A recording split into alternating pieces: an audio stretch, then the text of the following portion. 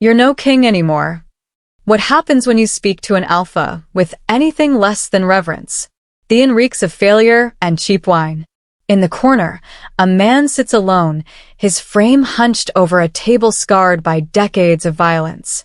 Once he commanded armies. Once his roar could silence a battlefield. Once he was Alexander Thorne, the Alpha King who united the northern packs under a single banner of blood and glory. Now, he can barely stand. His right leg drags behind him like a corpse he's forced to carry. The muscles have atrophied, the nerves severed by something far worse than any blade. A curse. Ancient. Vicious. Unbreakable. The bartender, a grizzled wolf with scars crossing his face like a road map of every bad decision he's ever made, slides a glass across the counter. It stops just short of the edge. Deliberate. Disrespectful. You're no king anymore. The words hang in the air like smoke. Alexander's fingers curl into a fist, knuckles white against the dark wood. His jaw clenches. Every instinct screams at him to crush this insolent whelp, to remind him what happens when you speak to an alpha with anything less than reverence. But he can't. Not anymore. The curse stole more than his ability to walk.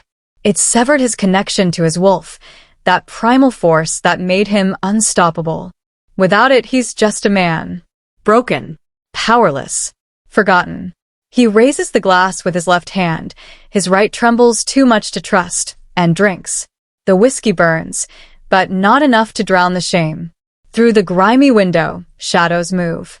Alexander's eyes, still sharp despite everything else failing, track the movement. A figure pauses just beyond the light. Tall. Broad-shouldered. The stance of a predator. Recognition slams into him like a fist to the gut. Marcus Blackwood. His cousin. His rival. The man who smiled at his coronation and plotted his downfall before the crown even settled on his head. The figure doesn't approach. Doesn't need to. The message is clear. I know where you are. I know what you've become. And I'm coming. Alexander's hand moves to his side, muscle memory reaching for a sword that isn't there. He's been stripped of everything. His kingdom. His power. His pride. But not his rage. Never his rage. The bartender leans in, voice dropping to a whisper that somehow carries more weight than a shout. Word is, the curse ain't natural. Word is, someone close to you wanted you broken. Someone who knew exactly where to strike. Alexander's blood runs cold. His father's last words echo in his mind. Beware the wolf who shares your blood, for kinship is no shield against ambition. He dismissed it as the rambling of a dying man. A mistake that cost him everything. The pain flares in his leg, a reminder, always there, always burning. But beneath the physical agony lies something worse. The memory. The day he fell. The day the curse took hold. The face of the one who whispered the incantation while he lay bleeding on the floor of his own throne room. A face he trusted. A face he loved. The betrayal cuts deeper than any blade. Outside, Marcus Blackwood's shadow disappears into the night, but the threat remains. Alexander knows his cousin won't strike now. Not yet. The hunt is sweeter when the prey still has hope. When they still believe they might escape. Alexander drains his glass and slams it down hard enough to crack the wood beneath. He may be broken, but he's not dead. And a wounded wolf is still a wolf. The market stinks of rotting vegetables and desperation. Sarah moves through the crowd like a ghost, her head down, shoulders hunched, trying to make herself smaller than she already is. In a world ruled by alphas and sustained by betas, omegas are barely worth noticing. And Sarah? She's not even worth that much. No pack, no family, no mate. Just another forgotten soul scraping by in the margins of a society that has no use for her.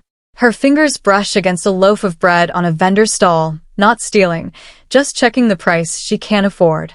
The vendor, a beta woman with hard eyes and harder hands, slaps her hand away.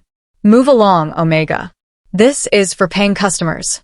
Sarah doesn't argue. What would be the point? She's heard it all before. Worthless. Weak. A burden on the pack structure. Better off dead than draining resources. She turns to leave, but a hand grabs her wrist. The grip is iron, bruising. The scent hits her before she sees him. Alpha musk, thick and suffocating, meant to dominate and terrify. She knows this smell, knows this man. Garrett Stone, an enforcer for the Southern Pack. A brute who takes what he wants and destroys what he can't have. Where do you think you're going?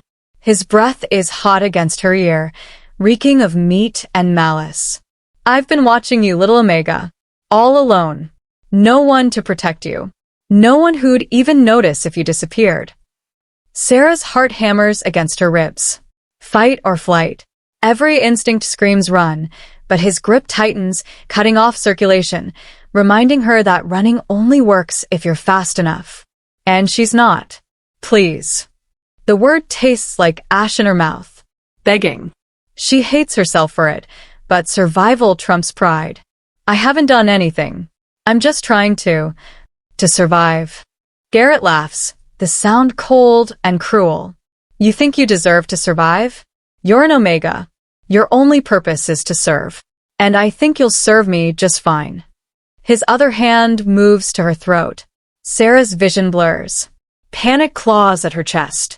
She can't breathe. Can't think. Can't. Her eyes flash. Just for a second. A flicker of something ancient and furious. A color that shouldn't exist. Violet threaded with gold. Like lightning trapped in twilight. Garrett's grip loosens. Just a fraction. But enough. Sarah twists, breaks free, and runs. Behind her, Garrett roars, a sound that sends the crowd scattering, but she doesn't look back. Can't look back. Her feet pound against the cobblestones, every step a prayer that she'll make it to somewhere, anywhere, safe. But safety is a lie people tell themselves to sleep at night. The market gives way to narrow alleys, the buildings pressing in like the walls of a tomb. Sarah's lungs burn. Her legs scream. But she keeps running because stopping means dying. She rounds a corner and nearly collides with a wall. Not a wall. A door.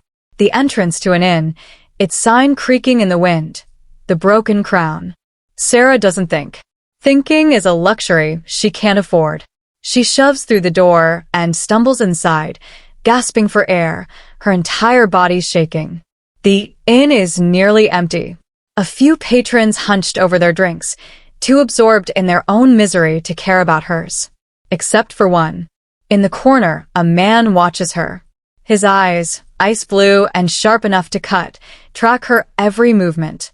There's something predatory in his gaze, something that sets every nerve on edge. But there's also something else. Recognition. As if he knows her. As if he's been waiting for her.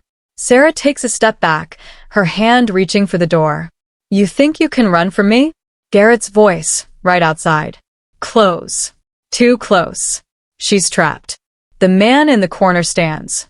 The movement is slow, deliberate, hindered by a limp that drags his right leg behind him. But even broken, even weakened, he carries himself like a king. Stay away, Sarah whispers, though she's not sure if she's talking to Garrett or the stranger. The stranger's lips curve into something that might be a smile if it held any warmth. Too late for that. The door slams open. Garrett fills the frame, his massive bulk blocking out the fading daylight. His eyes lock onto Sarah, and the predatory gleam intensifies. She's cornered. Nowhere to run.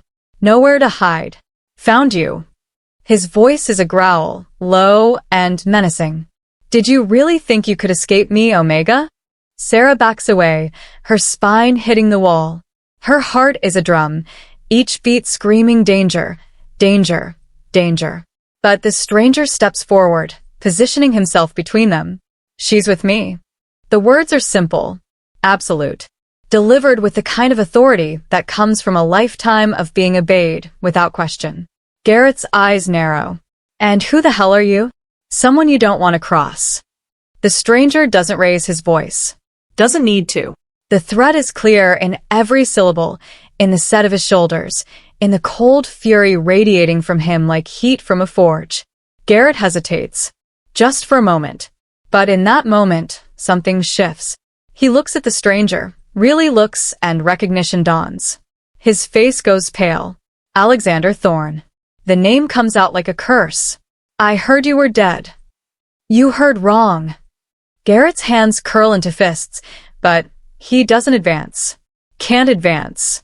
Because even broken, even cursed, Alexander Thorne is still the man who conquered the Northern Pacts. Still the king who made grown alphas kneel. This isn't over, Garrett snarls, backing toward the door. You can't protect her forever. I don't need forever. Just long enough. Garrett's lip curls, but he leaves, slamming the door behind him hard enough to rattle the windows. Silence descends. Sarah's entire body is shaking. Adrenaline crashes through her system, leaving her weak and dizzy. She slides down the wall, her knees giving out. Alexander turns to her, his expression unreadable. You're safe now. Safe. Sarah laughs, the sound bordering on hysterical. You don't even know me. Why would you help me? Alexander limps closer, each step a visible effort. He crouches in front of her, an awkward, painful movement, and for the first time, she sees the extent of his injuries. The leg that won't support his weight. The scars crossing his hands. The exhaustion etched into every line of his face. But his eyes are alive, burning with something fierce and desperate. Because, he says quietly, you're the first person I've seen in 3 years whose eyes glow like that. Sarah's breath catches. I don't know what you're talking about. Yes, you do. He reaches out, his hand hovering near her face but not touching. When Garrett grabbed you, when you were afraid, your eyes changed. Violet and gold. I've only seen that once before, in an ancient text describing the bloodline of the first wolves. The ones who could bend reality with their will. That's insane. Is it? Alexander's gaze is piercing. Then explain how a powerless Omega broke the grip of an alpha twice her size. Sarah's mind races. She wants to deny it, to laugh it off as coincidence or desperation-fueled strength. But she can't, because she felt it. That surge of something when Garrett's hand was on her throat. That moment when her fear transformed into fury, and for just a second, she wasn't powerless anymore. I don't know what I am, she whispers. Then we'll figure it out together. Why? The question bursts out of her, raw and desperate. Why do you care? Alexander's expression hardens, walls slamming into place. Because I'm cursed, and I think you might be the key to breaking it. The honesty is brutal. No false comfort. No pretty lies. Just the cold, calculating truth of a man who's learned that survival means using every advantage, even if that advantage is a terrified Omega who doesn't understand her own power. Sarah should run. Should get as far away from this broken king and his dangerous interest as possible. But where would she go? Back to the streets where Garrett is waiting? Back to a life of scraping by, invisible and alone? What do you want from me? She asks. For now, stay, rest, recover. And then, Alexander's smile is sharp as a blade. Then we'll see if the prophecy is true. What prophecy? The one that says a king will fall, and only when he finds his fated mate, an Omega with the blood of the first wolves, will he rise again. The words hang in the air between them, heavy with implication. Sarah's throat goes dry. You think I'm your fated mate? I think fate doesn't give us choices. It gives us consequences. He stands, the movement clearly painful, and extends his hand. Sarah stares at it. At this man who's offering her protection and danger in equal measure. At this alliance that could save her or destroy her. She takes his hand. His grip is warm, firm, alive. And for the first time in her life, Sarah feels something other than alone. But as Alexander helps her to her feet, as their eyes meet and something ancient and undeniable sparks between them, a shadow moves across the window. Someone is watching. Someone who knows exactly what Sarah is. And they'll do anything to make sure Alexander never breaks his curse. The room Alexander leads her to is a contradiction. Once opulent, velvet curtains, mahogany furniture, a bed large enough to sleep for, now fallen into disrepair. The curtains are moth-eaten, the furniture coated in dust, the grandeur faded like a photograph left too long in the sun. A king's chamber, abandoned by its kingdom. Sarah hovers near the door, every muscle tense. Being alone with an alpha, even a broken one, goes against every survival instinct she's developed over 23 brutal years. I should go. Where? Alexander doesn't turn from the window, his silhouette dark against the fading light. Back to Garrett? Back to the streets where you'll freeze before dawn. That's not your concern. It is now. The certainty in his voice makes her skin prickle.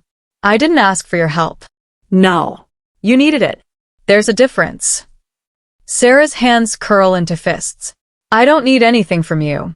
Now he turns, and the look he gives her is so penetrating she feels flayed open. You're injured. I'm fine. Your left arm. You're favoring it. Garrett grabbed you there, didn't he? Bruised the bone, probably cracked it. And your ankle, you're putting all your weight on your right foot, which means you twisted the left one when you were running. Sarah's breath comes faster. How did he notice? She'd been so careful to hide the pain, to appear strong, to not show weakness because weakness is death in her world. Sit down, Alexander commands, limping toward a chair. Before you fall down. I don't take orders from you. Then consider it a suggestion from someone who knows what it's like to pretend you're not broken when every step is agony. The words are a blade, sharp and cutting, and somehow understanding. Sarah's resistance crumbles. She sinks into the chair, and the relief is almost painful. Her body has been screaming for hours, and she's been ignoring it because stopping meant acknowledging how much danger she was in. Alexander retrieves a bottle and cloth from a cabinet. Medical supplies. Old but serviceable. Give me your arm. I can do it myself. Can you? He raises an eyebrow. Because from where I'm standing, your hands are shaking too hard to uncork a bottle, let alone treat a wound. Sarah looks down. He's right. The adrenaline crash has left her trembling, her fingers useless. She extends her arm. Alexander's touch is surprisingly gentle. He rolls up her sleeve, revealing the mottled purple bruise spreading from wrist to elbow. His jaw tightens. Bastard.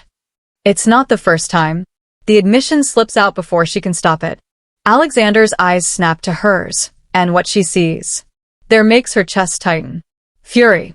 Not at her, but for her. How long has Garrett been hunting you? 3 months.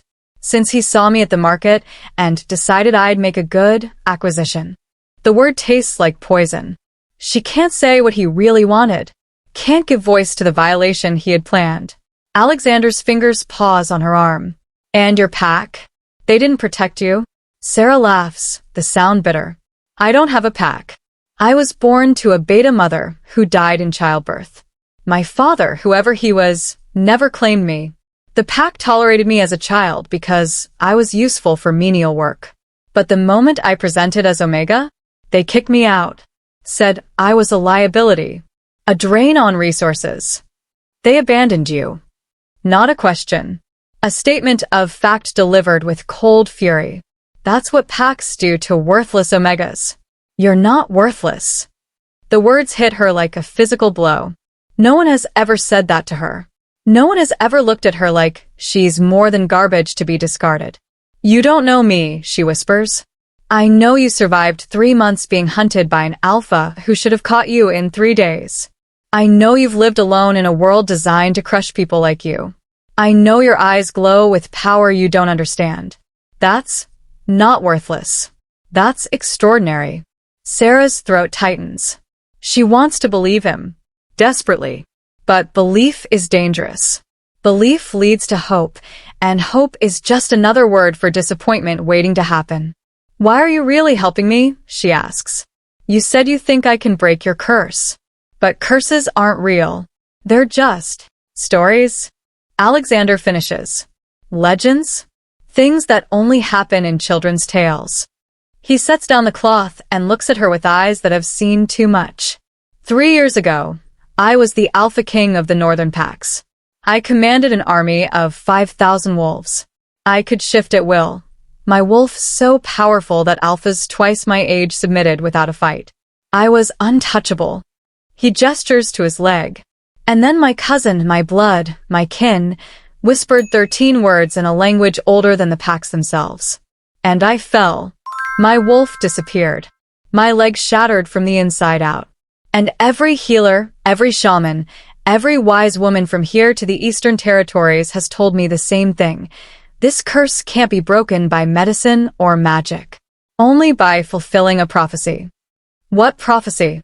Alexander's expression turns grim. My father told me once, right before he died. He said the Thorn bloodline carries a curse of its own, pride that blinds us to betrayal. And that one day, a king of our line would fall, brought low by someone he trusted. And he would stay fallen, unable to rise, unable to heal, until he found his fated mate. An omega born of the first wolves, whose power lies dormant until awakened by true need. Sarah's heart pounds. That's insane. Is it? Then explain your eyes. Explain how you broke Garrett's grip when you should have been helpless. Explain why, the moment you walked into that inn, my wolf, silent for 3 years, stirred for the first time. The room seems to shrink. I don't have a wolf. Everyone has a wolf. Not me. I've never shifted. Never felt the presence that other wolves describe. I'm just empty. Alexander leans forward, his gaze intense. Or maybe your wolf is waiting. For the right moment. The right trigger. This is crazy. Sarah stands, ignoring the pain shooting through her ankle. You're crazy. I'm not some prophesied savior. I'm just a girl trying to survive. And I can't help you. You already have. The words stop her cold. She turns back to him, confusion written across her face. Alexander stands too, the movement slow and agonizing. But he forces himself upright, forces himself to meet her eyes. For 3 years, I've been dead inside. A shell walking through motions, waiting for the curse to finish what it started and kill me. But when you walked through that door, when I saw your eyes flash, when I caught your scent, lavender and rain and something wild I can't name, my wolf woke up. Just for a second. But that second is more life than I've felt in 1,000 days. His voice drops rough and raw. So, maybe you're not the prophesied mate. Maybe this is all coincidence and desperation. But for the first time since I fell, I have hope. And I'm not letting that go without a fight. Sarah's hands are shaking again. But not from fear this time. From something else. Something terrifying and exhilarating and completely unknown. What if I can't do it? What if I'm not who you think I am? Then we fail together. But at least we tried. The weight of his words settles over her like a cloak. Heavy. Inescapable. She should refuse. Should walk away from this broken king and his impossible quest. Should save herself the heartbreak of trying and failing. But where has safety gotten her? Nowhere.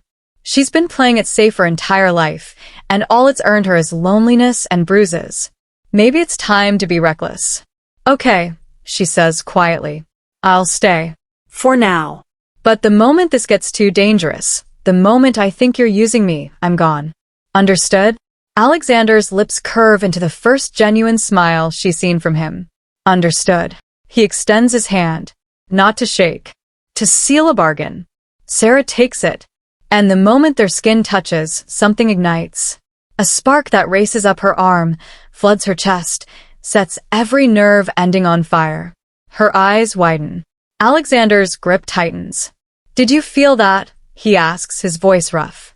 I don't know what that was. The bond. Starting to form. That's not possible. Bonds take time. Proximity. Shared experience. Not fated bonds. Those ignite on first touch. Sarah pulls her hand back, cradling it against her chest like it's been burned. This is moving too fast. Fate doesn't care about our timeline. A crash from outside makes them both freeze. Shouts. Running footsteps. The sound of glass shattering. Alexander moves to the window, his movements hindered by his leg, but still predator quick. His face hardens. What is it? Sarah asks. Trouble. He turns back to her, and the intensity in his eyes makes her breath catch. They've found us. The alley behind the inn is narrow and dark. Sarah presses against the brick wall, her heart hammering so hard she's sure it will give away their position. Alexander is beside her, his breathing controlled despite the obvious pain etched across his face. Moving this fast, this far has cost him. But they had no choice. Garrett didn't come alone. He brought reinforcements. 6 alphas, all loyal to the Southern Pack, all eager to claim the bounty Marcus Blackwood apparently put on Alexander's head. Dead or alive. Preferably dead. We can't stay here, Sarah whispers. I know. Can you fight? Alexander's jaw tightens. Not like I used to. Which means no. Not really. Not against 6 alphas in their prime. They're going to die here. In this filthy alley that smells like rot and despair.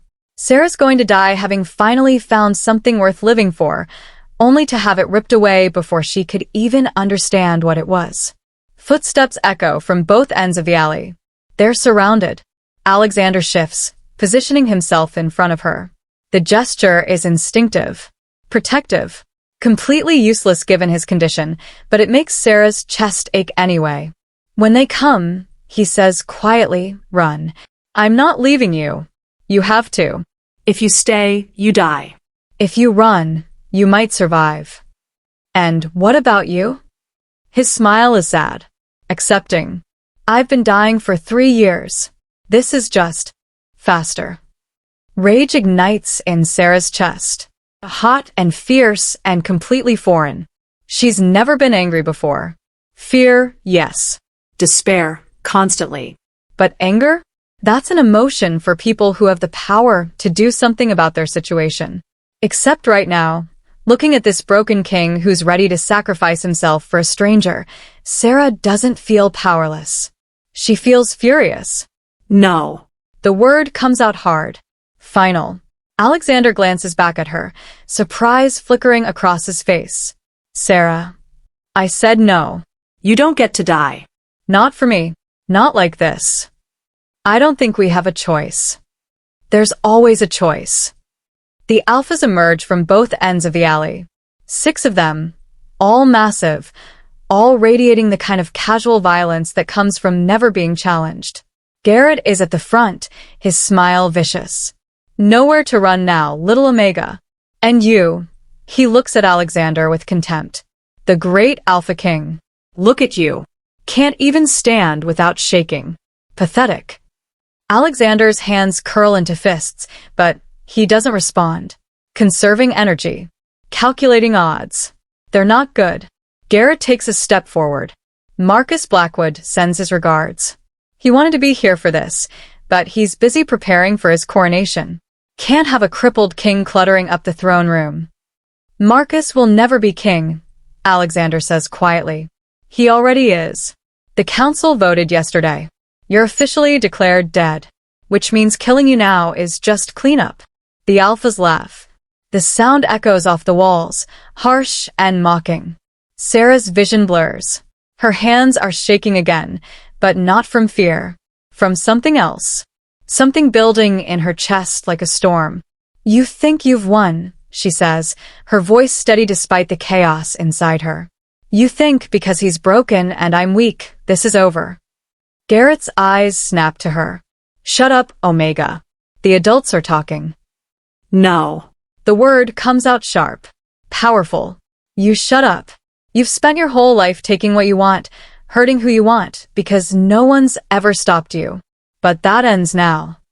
Garrett's smile falters. What are you going to do? You're nothing. An Omega without a pack, without a wolf, without. Sarah's eyes flash. Violet and gold, bright enough to light up the alley. The alphas freeze. Sarah doesn't know what she's doing. Doesn't understand the power surging through her veins, hot and electric and ancient. But she doesn't fight it. She lets it come, lets it build, lets it consume her fear and transform it into something devastating. Her voice, when she speaks, doesn't sound like her own. It's layered, harmonious. The voice of 1,000 wolves speaking as one. You think you can stop me? You think you can stop us? The air shimmers. Reality bends. And Sarah's wolf, dormant for 23 years, rips free. But it's not like other wolves. Not the typical gray or brown or black. Hers is white. Pure, blinding white, with eyes that glow violet gold and a presence that makes the alphas stumble backward. This is no ordinary Omega wolf. This is something primal. Something that predates the modern packs. Something that shouldn't exist. One of the alphas whimpers. Actually whimpers. Garrett stares, his face going pale. What the hell? Sarah's wolf snarls, and the sound is a physical force that slams into them. Two alphas drop to their knees, necks baring in automatic submission. The others back away, their bravado crumbling. Alexander is staring at her with something like awe. Impossible, he breathes. Sarah doesn't respond. Can't respond. Her wolf is in control now, and it's hungry. Hungry for revenge. For justice. For the blood of everyone who ever hurt her, dismissed her, made her feel worthless. She lunges. The first alpha doesn't even have time to scream. Sarah's jaws close around his throat, and she tastes copper and victory. The second tries to run, but she's faster. So much faster than she has any right to be. Within seconds, 3 alphas are on the ground, unconscious or bleeding or both. Garrett and the remaining 2 bolt. They don't look back. Don't try to fight. Just run like the cowards they are. Sarah stands in the center of the alley, her white fur stained with blood, her chest heaving. The wolf wants to chase, wants to hunt them down and finish what it started. But Alexander's voice cuts through the bloodlust. Sarah, come back. It's not a command. It's a plea. And somehow, that's what reaches her. The wolf recedes. Slowly. Reluctantly. And Sarah shifts back to human form, collapsing onto the cobblestones, naked and shaking and completely overwhelmed. Alexander is there immediately, shrugging off his coat and draping it around her shoulders. His hands are steady despite his legs screaming in protest from the strain of moving so quickly. You shifted, he says, wonder in his voice. You actually shifted. I've never. Sarah can't form words. Her mind is fracturing, trying to process what just happened. The power, the violence, the absolute certainty that she could have killed all 6 of those alphas without breaking a sweat. You're a first wolf, Alexander says softly. The legends are true. You're descended from the original pack, the ones who could control reality itself. I don't want this. The words come out broken. I just wanted to survive. I didn't ask for power. I didn't ask to be special. I know. Alexander's arms come around her, and she doesn't pull away. Can't pull away. She needs the anchor, the warmth, the reminder that she's still human. What happens now? She asks. Alexander's expression is grim. Now? Everyone knows what you are. Marcus will come for you. The council will want to control you. And every alpha in the territories will either want to possess you or destroy you. Great. Sarah laughs, the sound hysterical. Just what I needed. More reasons for people to hunt me. But you're not alone anymore. Alexander's grip tightens. I'm with you. And I won't let them take you. You can barely stand. Then I'll fight sitting down. Despite everything, Sarah smiles. It's small and fragile, but it's there. But as they help each other stand, as they prepare to flee before reinforcements arrive, Sarah sees it. A figure on the rooftop. Watching. Recording. Marcus Blackwood's spy. Which means he knows. Knows what she is. Knows what she can do. And he'll do anything to make sure she never uses that power to help Alexander reclaim his throne. The game has changed. The stakes have risen. And Sarah has just become the most valuable and most dangerous Omega in the world. The safe house is barely that, a crumbling structure on the outskirts of the city, forgotten by everyone except those desperate enough to need its shelter. Sarah sits on a cot, Alexander's coat still wrapped around her, staring at her hands like they belong to someone else. These hands that shift into claws. These hands that killed without hesitation. She's a monster now. Just like the alphas she always feared. You're not a monster. She looks up. Alexander is leaning against the far wall, his legs stretched out in front of him. Even in the dim light, she can see the pain etched into every line of his face. You can't read minds, she says. Don't need to. I know that look. I wore it every day after the curse took hold. The disbelief, the self-hatred, the fear of what you've become. You killed in battle. For your kingdom. I killed because I was angry. You killed in self-defense. There's a difference. Is there? Sarah's voice breaks. I wanted to hurt them. Wanted to make them suffer.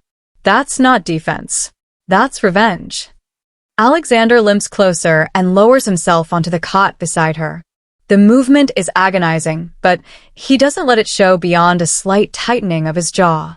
Revenge isn't always wrong, he says quietly. Sometimes it's justice, wearing a different mask. That's a convenient philosophy for a king who's lost his throne. Maybe. Or maybe it's the truth we don't want to acknowledge because it makes us uncomfortable. He pauses. You've been hurt your entire life. Used.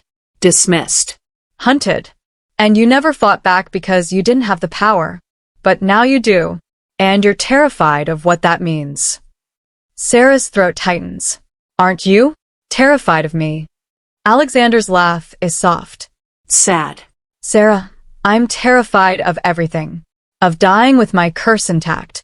Of Marcus taking the throne and destroying everything my family built. Of being too weak to protect the one person who might actually matter.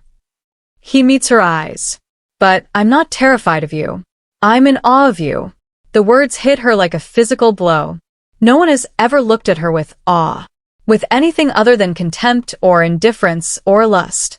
I don't know how to be this, she whispers. Neither do I. But we'll figure it out together. There it is again. That word. Together. Like they're a unit now. Like they're bound by something more than circumstance. Maybe they are. Sarah shifts on the cot, angling toward him. Tell me about the curse. Really tell me. Not the prophecy or the legend.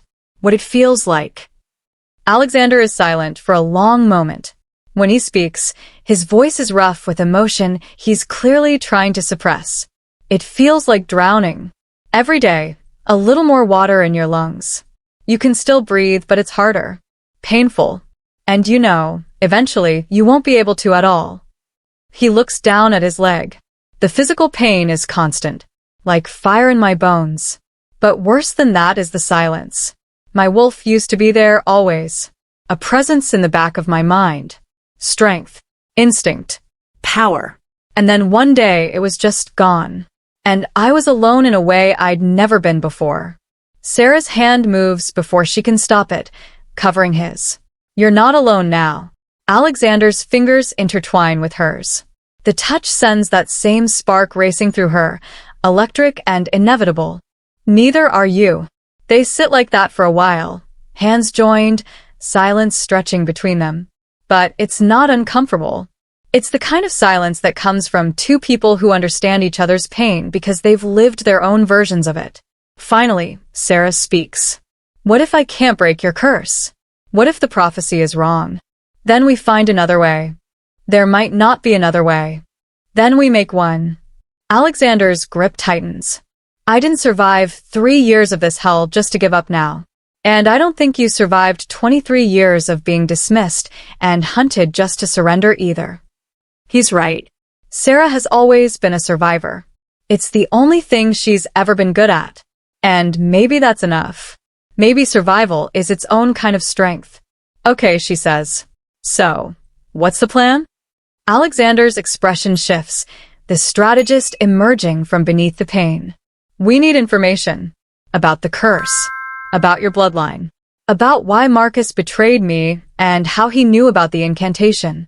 Where do we get that information? There's a woman. A seer. She lives in the Blackwood Forest, about 2 days' travel from here. If anyone knows the truth about fated bonds and first wolf bloodlines, it's her. And you think she'll help us? She will if I promise her what she's wanted for the last decade. Which is? Alexander's smile is sharp. Marcus Blackwood's head on a pike. Sarah's eyes widen. You're going to kill your cousin? He cursed me, stole my throne, put a bounty on my head, and now he's hunting you. Alexander's voice is cold. Final. Yes. I'm going to kill him. And I'm going to make sure he knows exactly why he's dying. There's something terrifying about the certainty in his words, but also something reassuring, because it means Alexander isn't just a broken king. He's a king who still has fight left in him. 2 days, Sarah says. Can you travel that far? I don't have a choice. That's not an answer. Alexander looks at her, and the vulnerability in his eyes makes her chest ache. I'll manage. I have to. Because if I don't, Marcus wins. And I can't let that happen. Sarah studies him. This man who's given her more in a few hours than the world has given her in a lifetime. Protection. Respect. Hope. She makes a decision. Then we leave at dawn. But we do this my way. Alexander raises an eyebrow. Your way? I'm not a helpless Omega anymore. I have power. We use it. Strategically. No more you playing hero while I hide in the shadows. We're partners, or this doesn't work. For a moment, she thinks he'll argue, that his pride will demand he stay the protector, the leader, the king. But then he smiles. A real smile. One that reaches his eyes and makes him look 10 years younger. Partners, he agrees. They shake on it. And the bond between them, fragile and new, strengthens just a little more. But outside, in the darkness, something watches. Something ancient and hungry. Something that knows exactly what Sarah is and why she matters. And it's coming for her, whether she's ready or not. The journey to the Blackwood Forest is hell. Alexander tries to hide the pain, but Sarah sees it in every strained breath, every grimace he thinks she doesn't notice. His leg is failing. The curse is spreading. And time is running out faster than either of them wants to admit. They've been traveling for a day and a half when they reach the old mill, a rendezvous point Alexander arranged with one of his former allies. Someone he trusts. Someone who's supposed to bring supplies and information. Someone who's about to betray him. The mill is dark when they arrive. The wheel long since stopped turning. Sarah's wolf senses, sharper now, more present, prickle with warning. Something's wrong, she whispers. Alexander nods. He feels it too. Stay behind me. We agreed. Partners. Partners who don't walk into obvious traps without a plan. Before Sarah can argue, the doors swing open. A man steps out, tall, broad-shouldered, with the bearing of a warrior. His eyes are kind, his smile warm. Everything about him screams trustworthy, which is exactly why Sarah's instincts scream liar. Alexander. The man's voice is rich with concern. Thank God you're alive. We thought.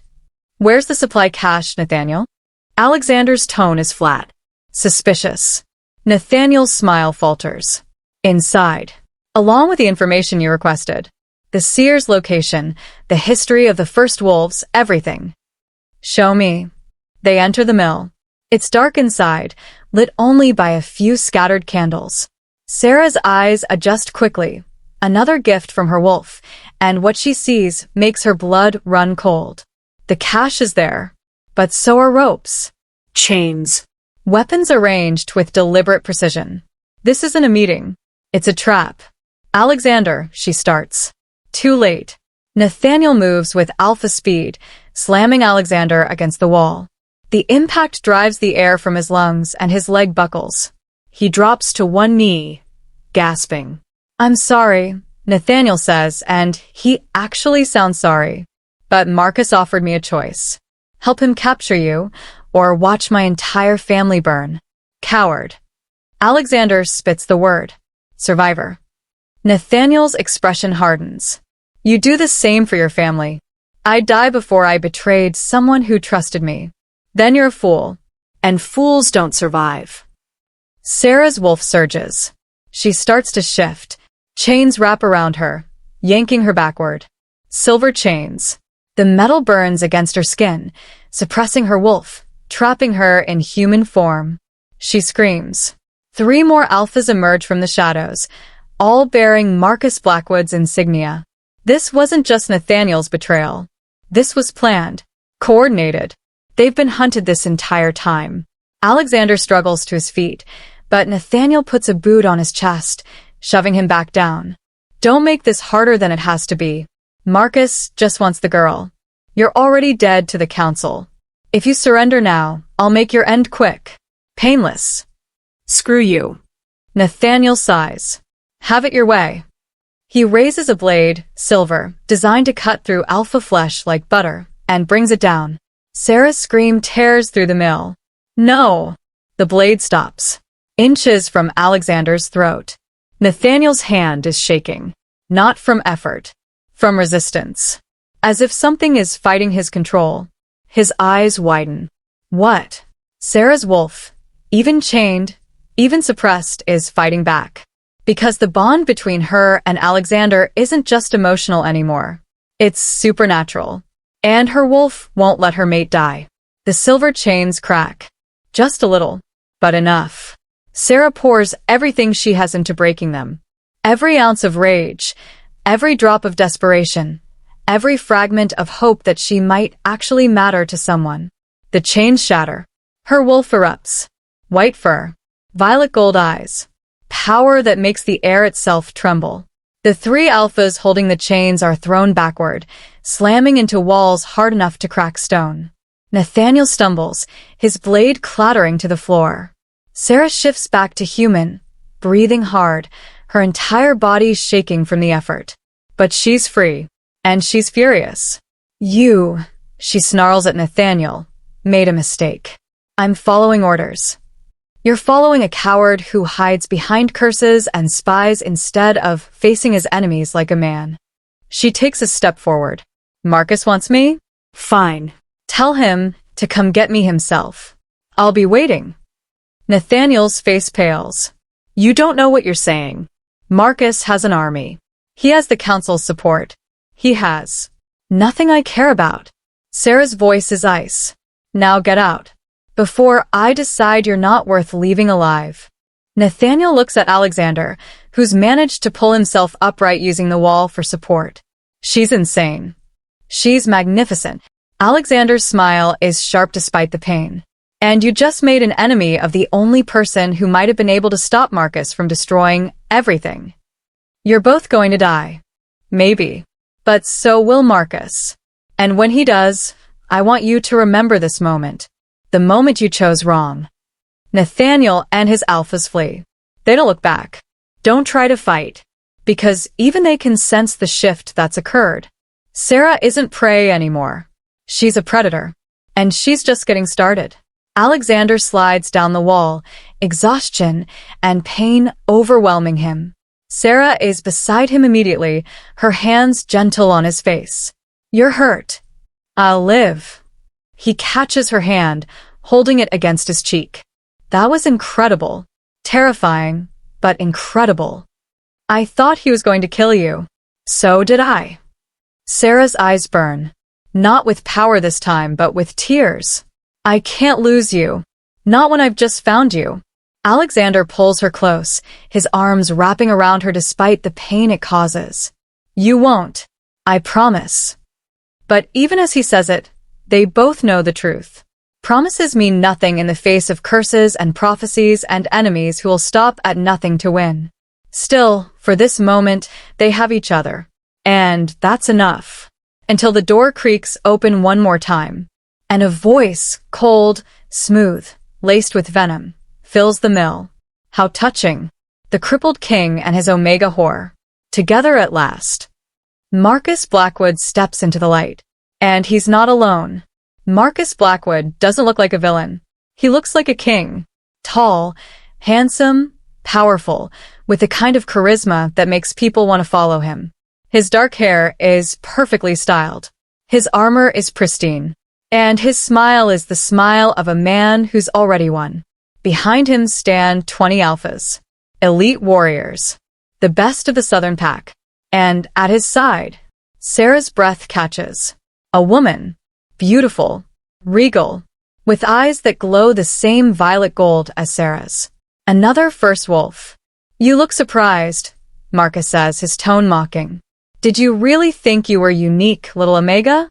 That you were the only one with ancient blood? Sarah's mind races. The prophecy. It said a king would find his fated mate, an omega with first wolf blood. But it never said there was only one. Alexander's expression is stone. Isabella. The woman, Isabella, smiles. It's cold. Calculated. Hello, cousin. It's been a long time. Not long enough. Marcus laughs. I see you've already figured it out. Isabella is my true mate. My equal. The one prophesied to stand beside me when I rebuild the Pax into something greater than your pathetic dynasty ever achieved. She's not an omega, Alexander says. No.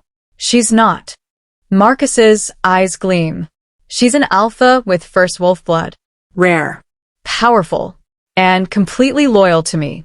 Sarah's wolf snarls. This is wrong. Everything about this is wrong. The prophecy specifically mentioned an omega, which means either the prophecy is false, or Marcus is lying. Or there's a third option she doesn't want to consider. What do you want, Marcus? Alexander's voice is deadly calm. What I've always wanted. Your throne. Your legacy. Your place in history. Marcus gestures to Isabella. And now that I have the power to claim it, there's only one thing standing in my way. Me. No.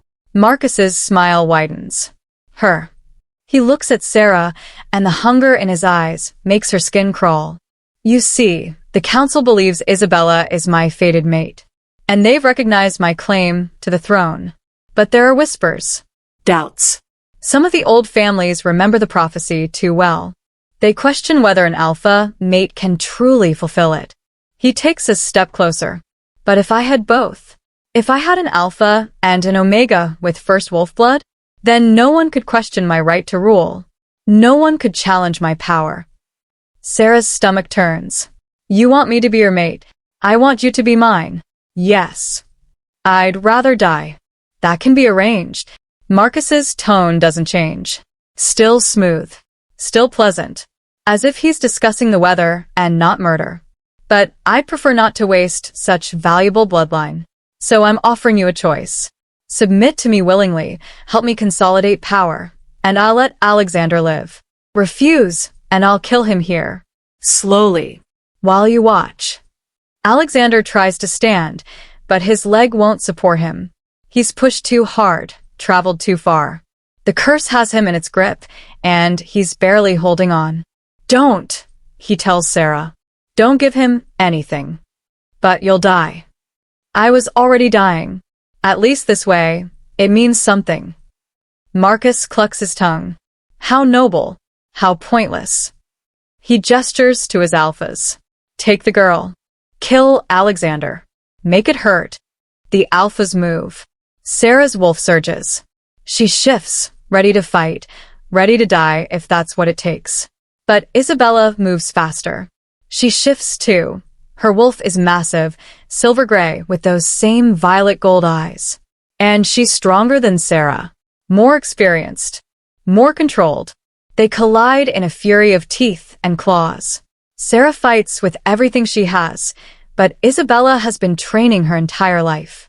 Sarah has had her wolf for 2 days. It's not enough. Isabella's jaws close around Sarah's throat. Not biting. Just holding. A clear message. I can kill you whenever I want. Sarah goes still. The alphas reach Alexander. One of them raises a blade. Stop. The voice doesn't come from Sarah or Alexander or even Marcus. It comes from the shadows. An old woman steps into the mill. She's small, hunched with age, her face a map of wrinkles. But her eyes are sharp, ancient, knowing. The seer. That's enough, Marcus Blackwood. You've had your fun. Now it's time for truth. Marcus's expression darkens. Old woman, you have no place here. I have every place here. This is my territory. My forest. And you violated sacred ground with your lies. I haven't lied. Haven't you? The seer's gaze shifts to Isabella. Tell him, child. Tell him what you really are. Isabella's wolf hesitates. Then, slowly, she releases Sarah and shifts back to human form. Her eyes, when she looks at Marcus, are filled with regret. I'm sorry, she whispers. For what? Marcus's voice has an edge now. Uncertainty. I'm not your fated mate. I never was. The words fall like stones into water, ripples spreading. Marcus goes very still. What? The bond we share is real. But it's not fate. It's magic. A spell I cast 3 years ago, when you first told me about your plan to take the throne. Isabella's voice breaks. I loved you. I wanted to be what you needed. So, I made it happen. No. Marcus shakes his head. The prophecy was about him. The seer points at Alexander. And her. She points at Sarah. They are the true fated mates. The ones destined to break the curse and restore balance to the Pax. Marcus's face twists. Rage. Betrayal. Disbelief. You lied to me. I loved you. Isabella's tears fall freely now. I still do. But love isn't enough to change fate. The mill erupts into chaos. Marcus's control shatters. His alphas, confused and leaderless, hesitate. Some back away. Others draw weapons, unsure who to fight. Sarah shifts back to human, scrambling to Alexander's side. He's barely conscious, the pain and exhaustion finally overwhelming him. Stay with me, she begs. Always. His voice is barely a whisper. The seer moves between them and Marcus. The prophecy must be fulfilled. The curse must be broken. Or the Pax will fall into chaos that will consume us all. Then let them fall. Marcus roars. If I can't have the throne, no one will. He lunges at Alexander. Sarah's wolf takes over. Not a shift this time. Just pure power channeled through human form. Her eyes blaze violet gold, and when she raises her hand, reality bends. Marcus stops mid-lunge. Frozen. Unable to move. Sarah stands, her entire body glowing with ancient power she's only beginning to understand. You want chaos? Her voice echoes with the power of 1,000 wolves. I'll show you chaos. But then Alexander's hand catches hers. Don't. His grip is weak, but his eyes are clear. Don't become like him. Don't let rage define you. He tried to kill you, and you stopped him. That's enough. Sarah looks at Marcus, frozen in her power. It would be so easy to end him, to crush him, to make him pay for everything he's done. But Alexander is right. Revenge isn't justice. It's just more violence. She releases her power. Marcus drops to the ground, gasping. Leave, Sarah tells him. Take your alphas and go. And if you ever come near us again, I won't be so merciful. Marcus looks at her with pure hatred. But he's smart enough to know when he's lost. He stands, gestures to his alphas, and leaves. Isabella remains. I'm sorry. For all of it. You loved him, Sarah says. That's not a crime. But lying about fate is. I'll face the council's judgment. Accept whatever punishment they decide. The seer nods. That's wise. Now go. These two need privacy. Isabella leaves. The mill falls silent. Sarah turns back to Alexander. He's slumped against the wall, barely breathing. The curse is consuming him, minute by minute. What do I do? Sarah asks the seer. How do I break it? The seer smiles. Sad but knowing. You already know, child. You've always known. The bond. Not just the bond. The choice. Fate brings people together, but choice makes them stay. You must choose him. Fully. Completely. With no reservations. I already have. Then tell him. Out loud. With your whole heart. And mean it. Sarah kneels beside Alexander, taking his face in her hands. His skin is cold. Too cold. Alexander Thorne, she says, her voice steady despite the tears. I choose you. Not because prophecy says I should. Not because you can protect me or give me status or power. But because when I'm with you, I'm not alone. Because you see me as more than an omega. Because you make me believe I can be more than I ever imagined. She leans her forehead against his. I choose you. Now and always. As my mate. My partner. My equal. The words hang in the air. Then light. Brilliant, blinding light that fills the mill. The curse, black tendrils that have wrapped around Alexander's body for 3 years, cracks, shatters, disintegrates. Alexander gasps. His back arches. His eyes fly open. And he shifts. His wolf, massive, midnight black with ice blue eyes, emerges for the first time in 3 years. The joy in its howl echoes through the forest, a sound of triumph and relief and pure, unbridled life. He shifts back to human, and when he stands, there's no limp, no pain. The curse is gone, broken by choice, by love, by fate finally fulfilled. Alexander pulls Sarah into his arms and kisses her. Deep. Desperate. Alive. When they break apart, they're both crying. "You did it," he whispers. "We did it." The seer's laughter is warm. And now the real work begins. A king must reclaim his throne. An Omega must learn to wield her power.